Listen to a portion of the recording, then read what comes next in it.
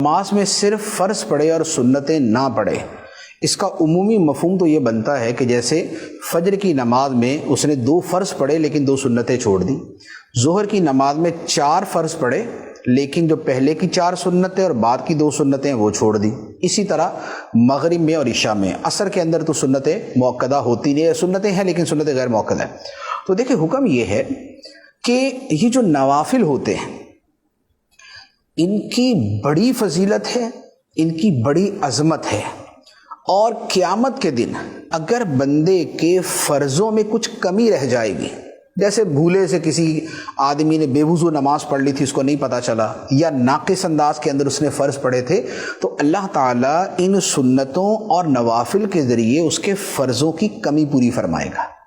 تو انہیں متممات اور مکملات کہا جاتا ہے کہ یہ فرائض کی تکمیل کرنے والی ہیں، یہ ان کو پورا کرنے والے ہیں۔ تو لہٰذا یہ سنتیں اور نوافل یہ بڑے اہم ہیں اور ان کے بڑے فضائل ہیں۔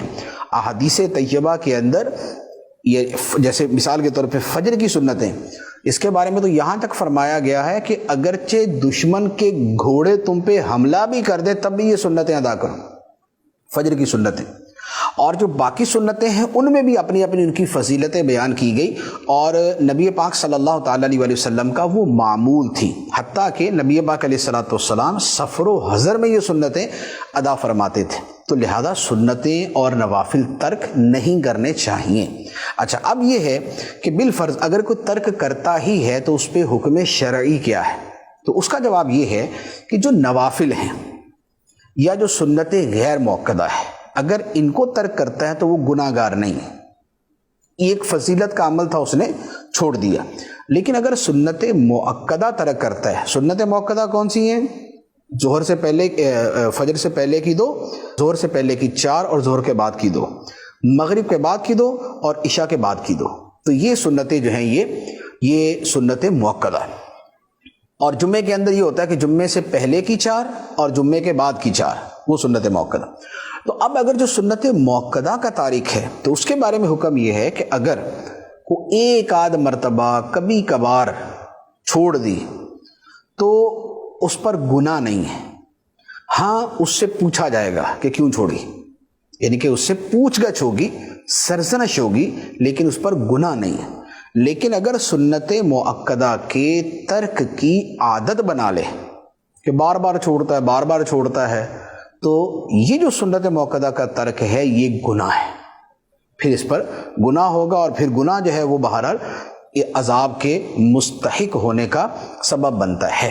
البتہ اس میں ایک اور صورت بھی ہے، وہ فقہاء کرام نے جو بیان فرمائی ہے وہ بڑی سخت صورت ہے۔ وہ یہ ہے کہ جو بندہ سنتیں یہ سمجھ کے چھوڑتا ہے کہ یار ان کی کیا اہمیت ہے، تو اس پر فقہاء کرام نے کفر کا حکم دیا ہے کہ اس نے سنتوں کی تخفیف کی ہے، توہین کی ہے، انہیں معمولی اور ہلکا سا سمجھا ہے، تو اس پر بڑا سخت حکم ہے۔ اب جو لوگ عادتاً سنت مؤکدہ ترک کرتے ہیں، نہ نفل پڑھنی، نہ سنت غیر مؤکدہ، نہ سنت مؤکدہ، اور بس فرض، تو جو بالکل ہی ایسا معمول بنا لے تو ان کے بارے میں بڑا اندیشہ ہے کہ کہیں یہی وہ ہلکے پن والا اور یہ اس طرح کا ان کے دل کے اندر معنی و مفہوم نہ ہو کہ جس کے اوپر اتنا سخت حکم لگتا ہے۔ تو لہذا سنت ترک نہیں کرنی چاہیے، بلکہ یہ جو 12 سنت مؤکدہ ہیں ان کو ادا کرنے پر جنت کی بشارت ہے،